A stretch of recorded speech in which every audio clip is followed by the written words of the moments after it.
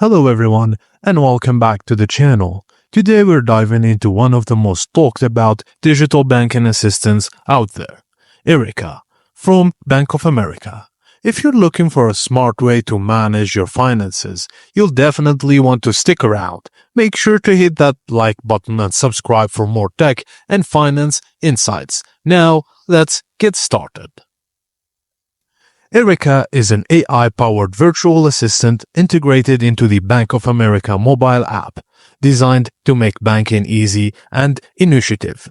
Erica helps you track spending. It gets you a detailed breakdown of your spending habits and receive alerts when you're overspending. Also, you can easily set up and manage bill payments. It will monitor credit score to stay updated on your FICO score directly within the app. Also, one of the features that it can quickly send and receive money between accounts and receive personalized tips on saving and budgeting based on your account activity. What's more engaging about it is that it has voice and text commands. Just say, "Hey Erica," or type your query to get instant assistance. Overall, Erica aims to streamline your banking experience, making it more efficient and insightful. Alright, let's break down the pros of using Erica. No need to scroll through menus, just ask Erica directly. The more you use it, the smarter it gets with tips tailored to your habits.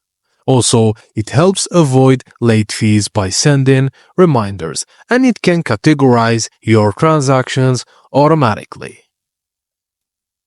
With its integration with Bank of America seamlessly, it works with your accounts for a smoother experience. All in all, it's a game changer for those who want hands-free banking. And of course, no tool is perfect. Here are a few cons to consider. It has limited functionality. Erica doesn't cover all banking features like managing loans or mortgages.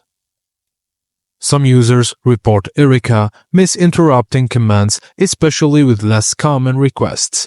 And as with any digital assistant, some users might worry about data security. So, new users may take a while to get used to voice commands, so it's not gonna be an easy learning curve for some people. So, while these drawbacks are worth nothing, they don't outweigh the overall convenience that Erica offers.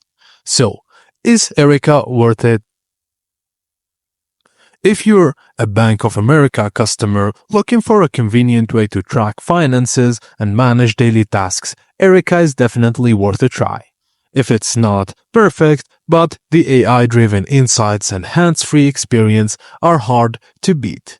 Let me know in the comments.